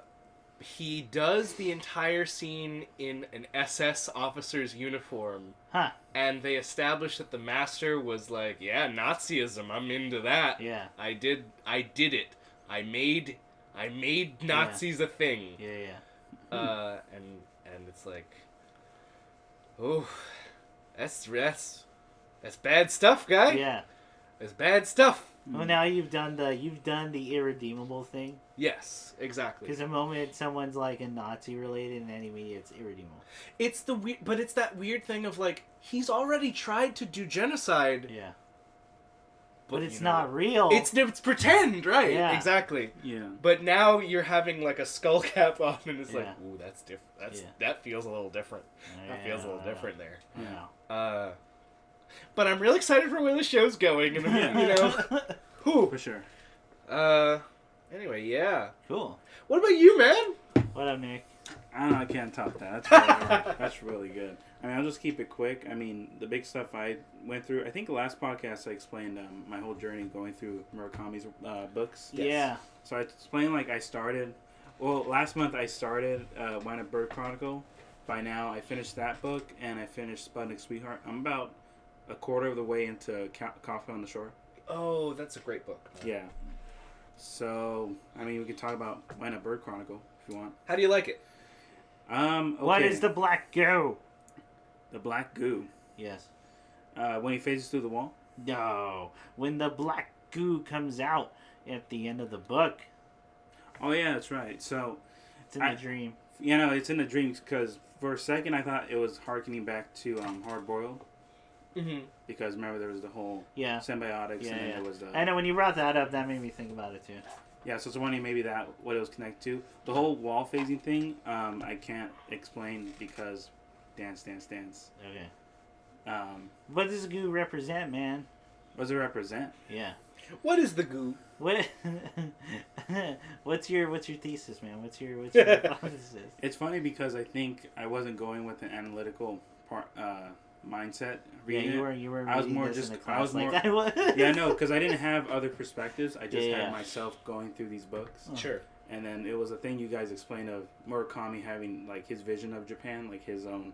Yeah. Vision of Japan. He fucking loves metaphors. He loves metaphors and classical music. Symbolism. And he loves jazz. He loves jazz and classical music. Yeah. Sure does. Every character reads a lot and listens to a lot of classical music and jazz.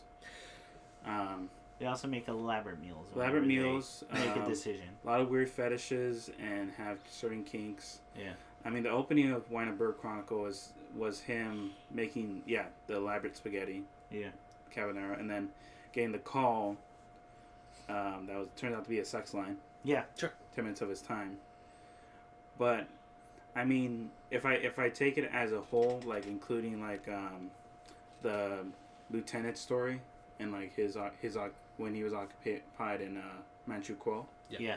When being in the Russian encampments. Can I just say something real quick? Oh no, go ahead. You know what? You finish first because mine's just a thing. No, I was gonna say like I understand why people consider it the most dense, but I think I found Hard Boiled Wonderland denser for me.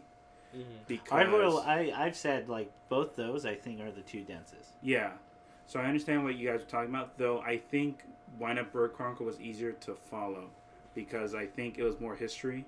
Yeah. It was more history. It was also like I was already a couple books in, so I kind of know what to expect. It's very historical. Yeah. And at the same time, Murakami loves his history. Yeah. Sadly, the whole symbiotics thing, I'm not too familiar with. The whole like human computer, and then like keeping a subconscious world projected into the mind, and then like how that's supposed to represent the reality he's facing, and then like how that's like they play into each other. Mm-hmm. I think I found that harder to keep up with, like denser for myself. So if we get into Wine of Bird Chronicle, I really enjoyed it. I don't think it's my overall favorite, but I do think it's up there for me personally. Now that you've gotten so far into his work, what is the goo? Because at first I thought maybe, usually goo, like it's kind of like, because I would assume like when you have characters submerged in something, maybe it's supposed to like represent like being trapped or like something weighing you down. Interesting, but it comes out of someone. But I know it does. They are. Here's what I think. I know. Here's what I think. I'm of the weird opinion. I think it's a lot easier than people give credit for. I think it's just evil. I think it's just like a manifestation. Yeah. Of horribleness in people, and to do horrible things in order to, you know what? And here's the thing. I think it connects to Wild Sheep Chase. Yeah. Where it's another lust for power. Yeah. And it's the ability to do horrible things in order to obtain power. Yeah. Okay. Because you saw it with Boris, the Skinner, where his thing was he would just pointing at Nick. 'Cause he's like, because Boris, the Skinner, like his relationships with the Mongols during occupation in the war led him to having like an upper hand in the encampments that he can just hire Mongols or known Skinners to like intimidate people while he doesn't really have to do anything. Yeah, the next war crime. Yeah. Yeah. What do you think, having read through as many Murakami as you have now? Yeah. What are you seeing as the big ticket ideas that he? Because authors circle the same shit at certain points. Yeah. There's islands of like obsession. That they come to. So, like thematically or just as a structure, what are you seeing as kind of a through line? Yeah. Have you read Sputnik Sweetheart, Ian? Not yet. Okay, so I do think that it sounded like you were gonna murder him. No, sorry. Can you be honest for a fucking minute and tell me? Have you seen? But have you really read it? I know that's not what you meant, but for a second I was like, it sounds like you're gonna murder him. Yeah.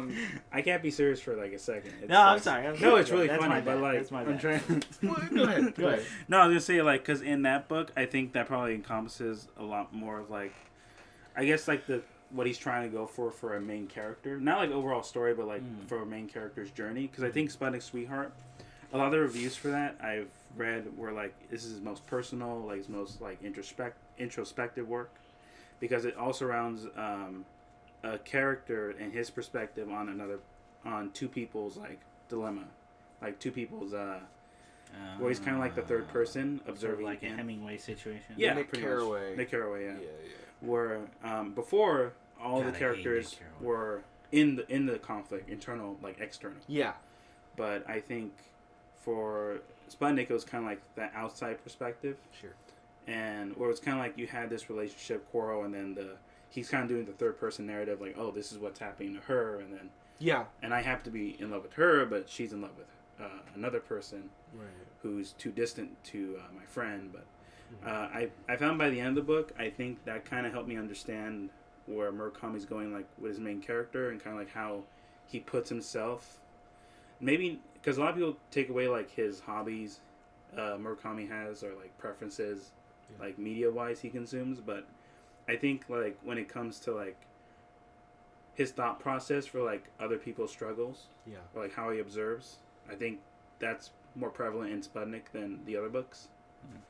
So, and that is one thing he's kind of like gotten big for overseas, because not a lot of Japanese authors do that. Yeah, where they take such a deep look into the culture around them. Yeah, I think that's kind of what set him apart. I think Murakami has, especially because he's so critical. Oh yeah, he is, if anything, at least internal within Japan, considered to a fault to be critical. Oh yeah, people like some stores won't put his works up, especially if they're government funded. Yes. Like Underground, for instance, never got any government funding because the Japanese government did not want people interviewed like for that. Then that's why Murakami did it. Yeah, he specifically did it as a response to that.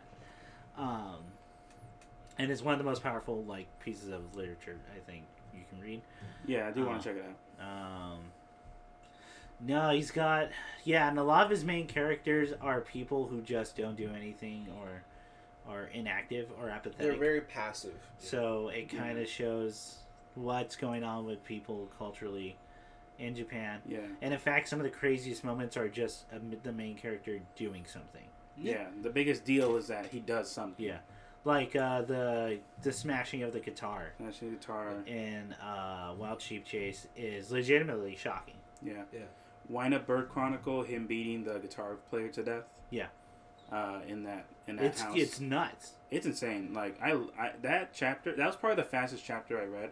Yeah. Out of the entire book, because that was nuts. Yeah, it's fucking crazy. Yeah, because he really nailed the feeling of like where like the character felt it was such out of left field. Like you really do get that.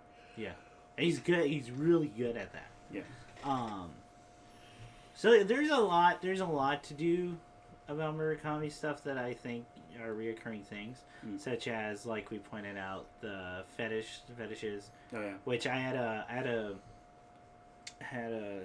another fellow student when I was taking that class. He wrote about all that just as a way of getting rid of what's generally considered sexy or attractive in Japanese culture. Mm-hmm. Oh, I see. So that's why they're like smaller.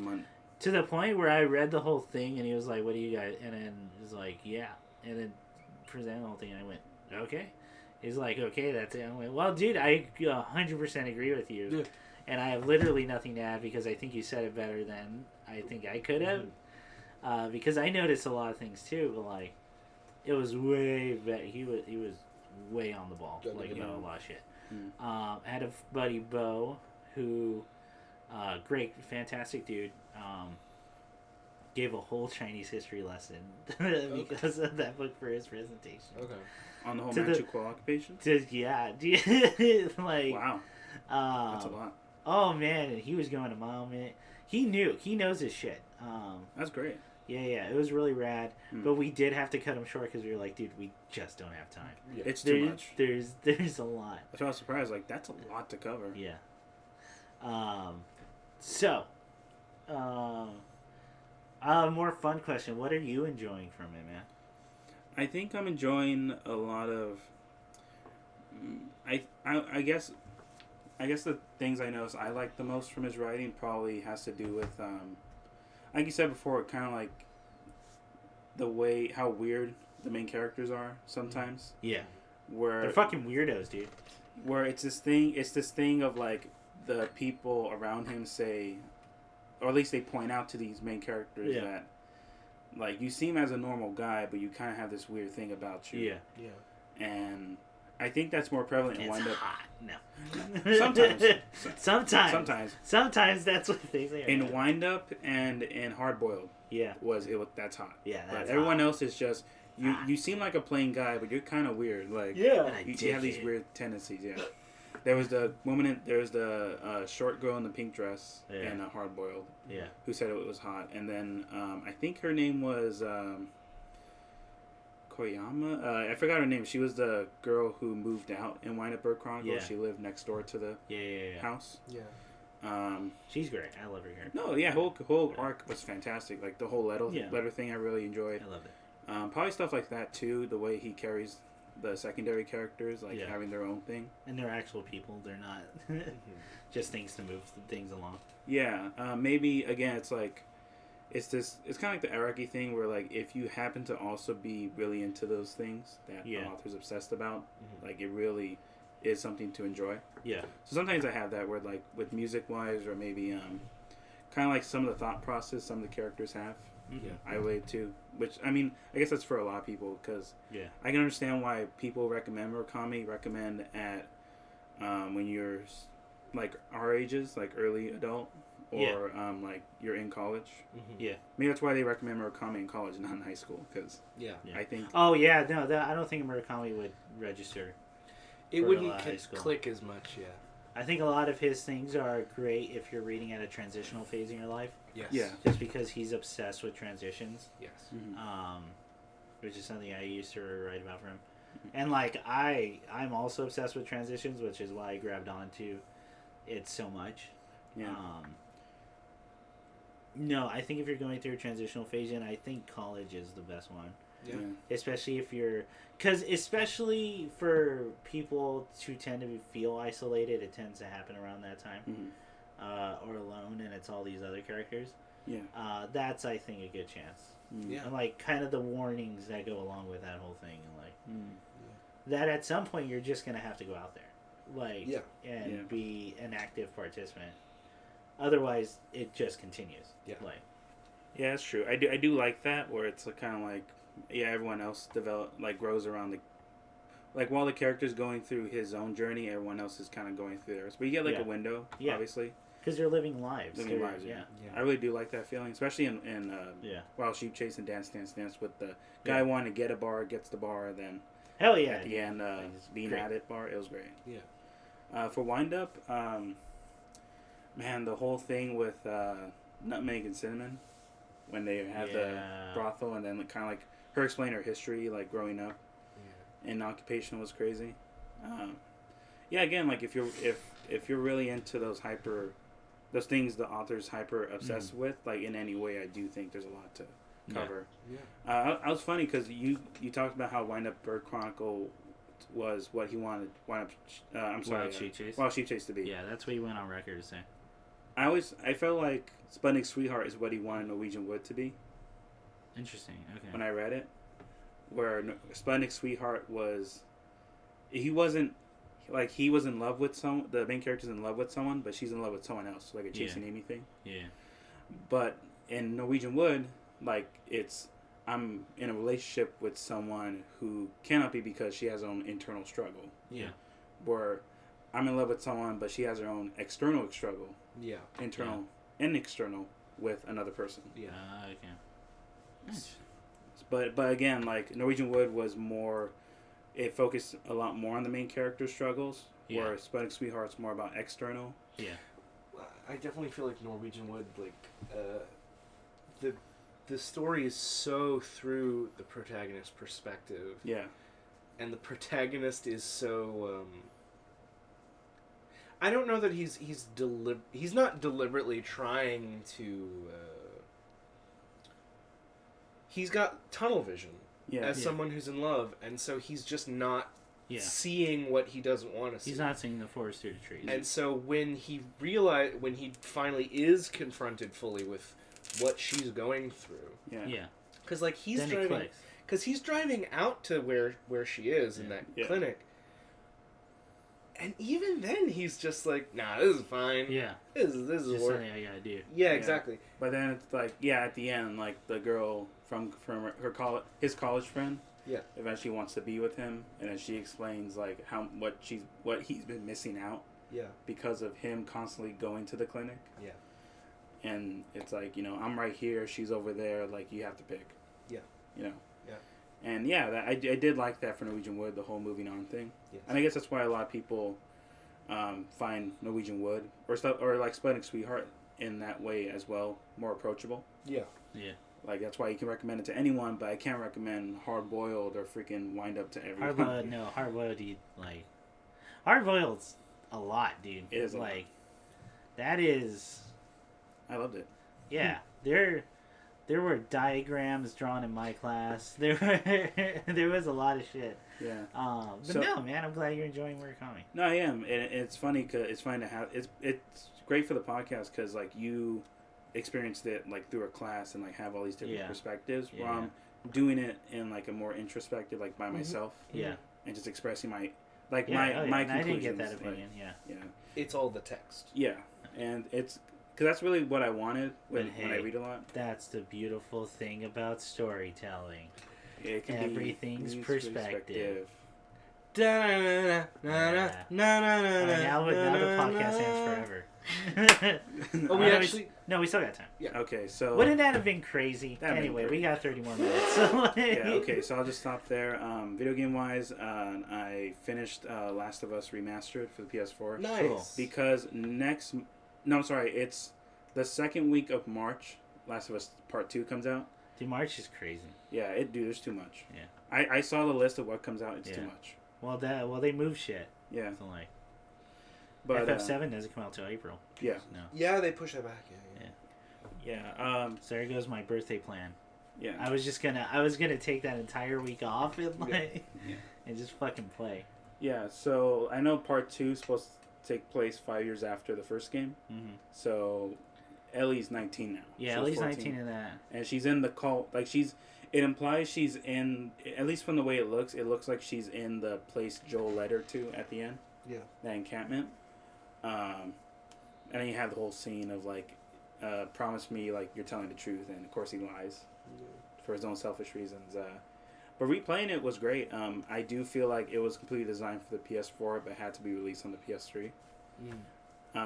Before you had to like hold two buttons to, at least gameplay wise, you had to hold two buttons to take out the backpack. Where on the PS4 you just had to touch the touchpad. Yeah, that's it. I mean that's way more efficient than the PS3. PS3 had its own problems because it was definitely released like very raw. Like all the glitches and bugs people complain about weren't fixed until like the end of the PS3 cycle. Yeah. And then now we're at the end of the PS4 cycle, so then it's now like on top of. But how's that multiplayer? I never liked it. Oh, you never liked it? I thought you did. I thought you played it a lot. Was it that one or the Uncharted one? I did, but you know what? I played both. I wanted to like them, but it got to a point where people did stuff online that made it not fun at all. Okay. Where it was Hey, well, guess what? That game probably shouldn't have had multiplayer. It should. Same with Doom. Same with Dead Space. Same with Bioshock 2. Yeah. It's gonna be Doom Eternal too. Doom Eternal is gonna have multiplayer. That Bethesda pushed onto id Software, and they went on record saying they don't like doing the multiplayer stuff. Yeah, which is why it sucks. and it's estimated the storage, like how much space you need. It's more than half, dude, isn't it? It's like 85 gigabytes. It just seems like every time you hear about the development world, it sounds like a fucking nightmare. It's almost like the video game industry sucks to work in. Yeah. But like it relies. The video game industry is an industry that relies on people loving video games and sucking their passion out in order to put like a game out. Yeah. It relies on that. That's why there's high turnover rates. That's why there's burnout rates. And like, it sucks. That's why support your local. That's why support your local indie games. That's probably impossible. You got support your indie games. You gotta try your best to support. Itch.io's got good shit on there, man, and a lot of it's free. It's the internet age, baby. Yeah. It's the 90s. Yeah. You gotta get on there. You gotta find some guys. Get some homies. Just someone with a DOS computer who's having a good time. There's DOS games out there still. So like, oh yeah. There's people still making stuff on Commodore. Yeah. Oh my god. So. Well, I was just gonna. The only thing I was gonna expand on, because I think we talked about Last of Us a couple times early in the podcast. I think you brought it up for like writing in games. So like going back to it was interesting. The only thing I'll touch also gameplay wise for the last time will probably have to be the new mode they put in for the PS4, which is called Grounded. So you have easy, normal, hard, expert, and then Grounded. Grounded is essentially it makes it a survival horror. Okay. Cool. Whereas everything you have to literally count your bullets. It will not tell you how many bullets you have. You just have to count them. Cool. Oh my god. And you have to count them. You have to count how many bullets. You have to. Sometimes you can't pick up weapons other enemies have used. Yeah. You can only sometimes pick up ammo if they drop any. Cool shit. And some people will just one shot you. Holy shit. Yeah. Just like you do in the game. Yeah. They might get a good shot, and so will you. So essentially, it's just like you're both on level playing field, the enemy and you. What's the main character's name? Joel. Joel must die mode. Joel must die.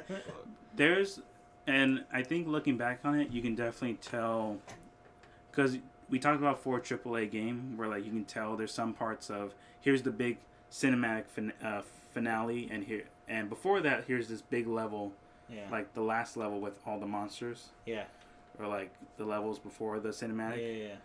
So Last of Us is probably the most obvious one out of all of them coming out back then, where they literally have a tunnel in Boston. You have like 12 clickers. 3 of those freaking bloater things that are freaking hard as shit. Yeah, it's literally the get fucked room. But in this game, it's probably the only time playing it I actually felt relief if I survived or if I finished the level. Which I never got from the game, but in the PS3. But I do think Grounded is what they wanted the game to be. Oh, wait, so did you beat on Grounded? I did. Holy shit, dude! Well done. Yeah. Nice. Oh, that's why I was watching you that one day. You kept getting fucking owned. Yeah. Like, I was like, wait, I thought you were good at this game. on normal, yeah. On Ground, it was like, get fucked. Yeah. Oh, and you weren't there, and there's literally a thing where he would walk into a room and then just die. Like, and this happened like 5 times. Yeah. Or a lot of the time when I get killed, it was enemies snuck up on me. Yeah. So there were moments I felt like I was getting like good kills or like hunting somebody, but then someone would just snap my neck and I would die. Jesus. Because I didn't check someone. Because they don't tell you until later. You check your corners. Exactly. They explained that developing the game at Naughty Dog, what you don't look at will try to flank you. Yeah. Right. Essentially. So. It's a survival horror game. So yeah, it makes the game a survival horror, That's and cool. Dude. I do think that's the only. I dig that. Yeah, I do think that's the only reason to go back to it, to experience what they to get good wanted the game to be. Yeah, and to have that feeling. And I guess like bragging rights too. Yeah. But I can't really say much about the story because it's the same story as before, just higher definition or like a higher resolution. Right. Because it looks pretty. Yeah. But that's what I can say for Last of Us. What was the other game? Oh yeah, I started Disco Elysium. How do you like it, man? I'm super jealous. It's fucking wild, dude. Oh my god. Okay. Have you heard of this game? No. That's a game I told you if you can make it run on whatever computer or laptop. I do remember. Okay, yes. That you should get. Yes. Because you would fucking adore this game. Okay. I'm about 3 hours into it, and I'm on my third playthrough. Really? Okay. I died twice. One from a heart attack. Another one from jumping in front of a woman in a wheelchair. Tell them the heart attack one, because multiple people have died from that one. But I think it perfectly encapsulates what that game is. How the game opens. Yeah. I won't talk about prologue, because that's a pretty big spoiler. Yeah. I'll just talk about chapter 1. So chapter 1 of the game is it's kind of like the stereotypical like 80s detective alcoholic. You're waking up from a crazy binge, late night binge, and you're in your underwear. And my first thought was collect all the clothes and then find out what happened. And I'm getting my clothes, like my jacket, my bell-bottom jeans, of course, and my shoe that's on the coat rack, but not my left shoe. It's on the roof somewhere. And then I see my tie like spinning on a fan, and then I choose to grab it, but I have to make a roll. Essentially, it's a game of chance. Okay. And if you have a certain skill trait or a personality trait, it can make the roll easier. Like, we'll say low chances, higher, mid. Yeah. So it was even. It was 50-50 chance of me catching the tie while the fan spins. So I took the chance, and I failed. I rolled Snake Eyes, and what that does is not only do you fail, you take health damage for reaching out for the tie. And the text is, you reach out for your tie and you feel a sharp pain in your chest. You fall into the floor, you drank too much last night, you die. Jesus Christ. You die of a heart attack if you fuck it up. That's amazing. And then the second time was I just walk out without a tie. Yeah, why risk it? Yeah. Right. You might die of a heart attack. Because also it comes down to your build, like how you build your character's traits and personality. Yeah. That it can be easier to take the tie, it can be easier to talk to people, stuff like that. So at one point I talked to the temporary manager of the hotel I'm staying at, and I'm interviewing him. I'm getting like details on a murder, and by the end of the interview, you walk away and he says, "Oh hey man, by the way, you owe me 130 real, which is the currency, real." So you have three options. One is, okay, I'll let you know when I have the money. 2 is go fuck yourself. 3 is take a chance roll and slip past by him up the stairs back to your room. I take the chance roll. Sorry. I fail again. I get Snake Eyes again. And it was also 50-50 chance. And because of that, it now says failure.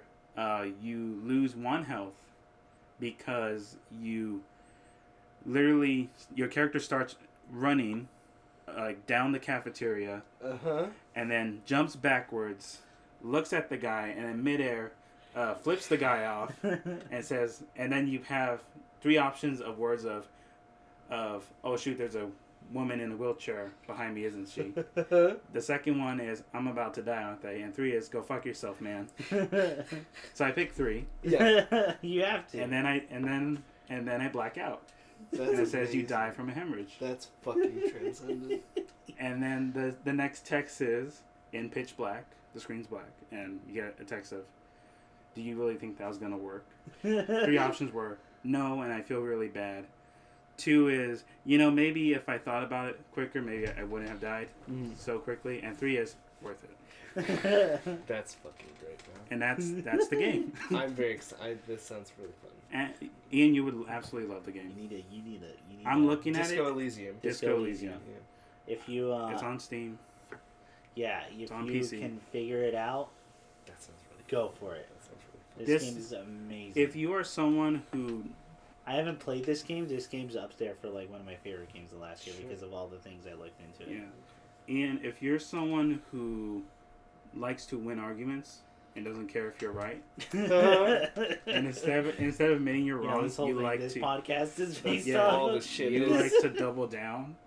This game will absolutely let you double down on anything you do Yeah. and say. It doesn't matter. I love the mentality. I always have to explain to someone. It doesn't matter what you think of me, as long as we both agree I won. Yeah. That's it. That's what that horrible mentality is. You have an option to Yeah. not be born. Yeah. Yeah. Yeah, because in the game, it's literally like, do you want to go back into reality? And you can go, no, I like this pitch blackness. Let's keep going. This is freaking cool. Like, I don't get to see shit. Like, and that's literally one ending, and then the rest is the actual game. That's really fucking cool, man. And also, if you get a gun, you always have the option, no matter what you do, to put it in your mouth. Jesus fucking Christ. So you can just, whenever you want, just put the gun in your mouth. I'm done. Yeah. Bad run. Yeah, so I'm on my 3rd playthrough. Oh my god.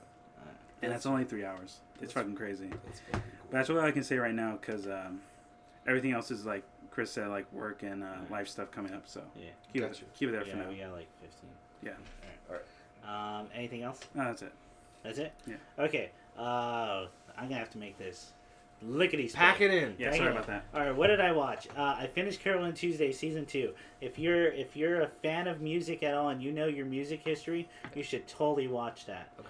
It's a Watanabe flick, so same person who made Cowboy Bebop, Space Dandy, Samurai Champloo, all the good shit.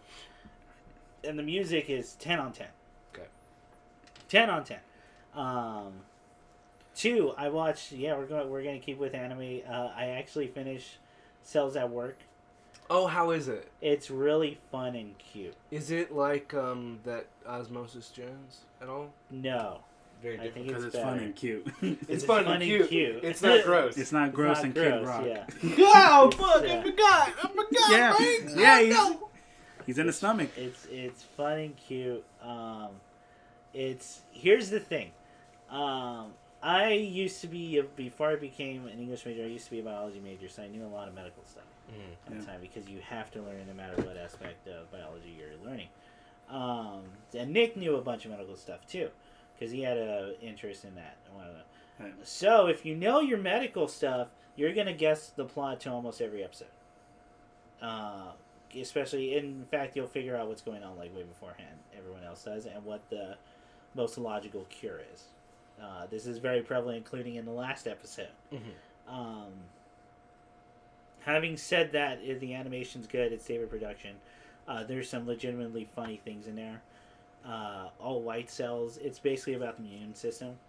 All white cells are psychopaths that are just looking. That as soon as they see a germ or bacteria, immediately go on a murder like boner. Sure. And like some visceral like fucking scenes happen. Yeah. And it's supposed to juxtapose the whole Q thing. Okay. Biggest disappointment, they didn't talk about the neural system, but me and Nick talked about that.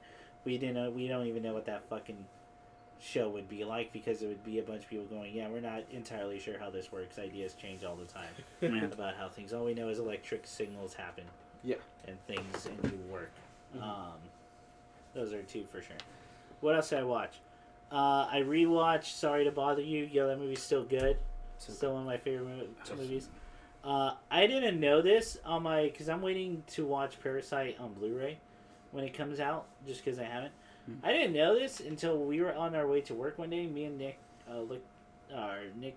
I was looking this up. The director, Bong Joon-ho. Yeah, not Bong Joon-yu. I think that's someone else. Yeah. Bong Joon-ho directed one of my favorite monster movies of all time. The Host. Yeah. I didn't fucking know that. Yeah. That blew my mind. To the point where I went, you know what? I don't own The Host on Blu-ray, so I bought it on Blu-ray and I rewatched it. That movie's still great. He also did Snowpiercer. Yes, that one I did know. Yeah. That one I did know. But The Host is one of my favorite monster movies of all time. It's from 2006. At the time, the CG was actually ahead of its time, but now it's like a little bit... the acting's still solid, though. Well, the acting is where it's at, dude. Yeah. Everyone in that movie is fucking great. Yeah. And it's funny. It's seriously like bums you out. A lot of it's about mediocrity. Yep. There's also a thing of not respecting the older generation, but then showing like, well, there's probably a reason why, because a lot of people got screwed over around that time. Yeah. And boy, that movie, it has one of my favorite scenes in any movie ever. It's the funeral. Oh. I adore that whole thing. The drop kick is like one of my that was improvised, by the way. Really? Complete improvisation. And it's one of the funniest fucking things ever. And it's the perfect encapsulation of that character's emotion. Mm-hmm. Is him crying like and drop kicking someone at a funeral at the same time. Yep. That's all you need to know about that fucking character. Yep. Also, a lot of moving parts. It's really impressive. Like, a lot of moving parts are going on in scenes. So rewatching it was a treat. Longer movie than I remembered. It's like 2 hours long. But I watched it as a kid. Yeah. Like, when it came out. It was because we had a weird movie store by my grandparents' place. What else did I watch? I did watch Rise of Skywalker. We're gonna get to that. Video game wise, I'm playing Slay the Spire. People kept telling me to check that out. It's as addictive as everyone says. It's a roguelite, but it's an RPG, and you play with cards. Okay. Hold on, Ian. Cards are cards. I know you like cards, but dude, I fucking hate cards. This is the first time I actually liked them because it was single player. Okay. And I don't have to play against people or collect shit. It's fucking addictive, dude. Like, okay. It's really addicting. I beat Death Stranding. That's a long ass conversation that we just don't have time for. Yeah. I will say, this is the most on the nose I've ever seen Kojima. Okay. Having said that, I am one of the people that fucking adore this game. I had so much fun. I spent over like 100 hours building my shit. I didn't even realize it until like they showed me the stats when I beat it. And I went 100 fucking hours. That was so much time. That's a really long time. It was great. That game's great. The story's great and stupid, which is on par for Kojima. Yeah. Probably some of the cheesiest lines I've heard in a while. Oh, like the most heavy-handed. Yeah, it's bad. It's bad. It's really bad. It gets worse too. Like as the game goes on. But at the same time, you're kind of not surprised given like his track record. So, yeah. Having said that, one of the greatest lines ever in video games is you getting Norman Reedus' motorcycle from the show Ride with Norman Reedus, and then you're riding with Norman Reedus, and Norman Reedus rides that freeway, and he goes, "Man, it's like I'm on Ride with Norman AMC's Ride with Norman Reedus," and he says that line. And you have to stop. And choke him to death. Go, you monster. You're throwing your bodily fluids at him. Jesus fucking Christ. Throwing your pee-pee at him. What else? Saw 2 shows. Went to see Hailung. If you don't know who that is, go look him up. It's like folk. Probably in a more pop culture sense. New Hellblade 2 trailer came out. And the song used there is by Hailung. Okay. One of the best live performances I've ever seen. It was an actual ritual on stage. The crowd was great. They actually got people. They got shamans from the SoCal area who are a part of native tribes to bless the stage before and after. Holy the shit. thing, and they're doing that every location. So That's beautiful. So it's pretty rad. Yeah. We saw Nier concert last night. Oh, nice. Nier Orchestra. There were some scenes that were not ever shown in the games that they show only for the orchestra that are canon. Yeah. No, it's all canon. It's all canon. Most of it are dialogues, actually, just like most of the emotional journey. Okay. I would say they're not canon, and it's not plot and it's new information. It's more like just getting a deeper understanding of a character style process. Those characters, yeah. Right. Yeah. I mean, I don't know. I mean, I've always talked about how amazing your music is. I teared up quite a bit at certain songs. Didn't think I would for Song of the Ancients, but their rendition was really good. And Emil's song got me, like, the more than I thought. And I didn't full on cry like I thought I would, but I did get that like lurch that you're like, oh no. It's gonna happen. It's gonna happen. Oh. I'm gonna cry. Wow. Emmy Evans was great. Keiichi Okabe was there, who composed all the music, and he introduced the thing, which was amazing. Yeah, and his pimp ass suit. It was pimp ass suit. It was like a fucking long, flowing, like penguin tail style, like Bugs Bunny shit. Yeah. Like, I think. Looked great. Yoko Taro showed up in his shorts and shirt and the mask on again. He was great. He comes on and he says, this is literally what he said. He says this on English. I'm Yoko Taro. I'm from Japan. I am 49 years old. I am Japanese, so I'll be speaking Japanese now. And cool. That was what he said until he started thinking. It was the funniest fucking thing. Oh, and then Saito showed up, who designed the game, the gameplays, and he's freaking legendary. Fucking legendary! I freaked out. I was like, "Wow, that's crazy." I didn't think he'd be there.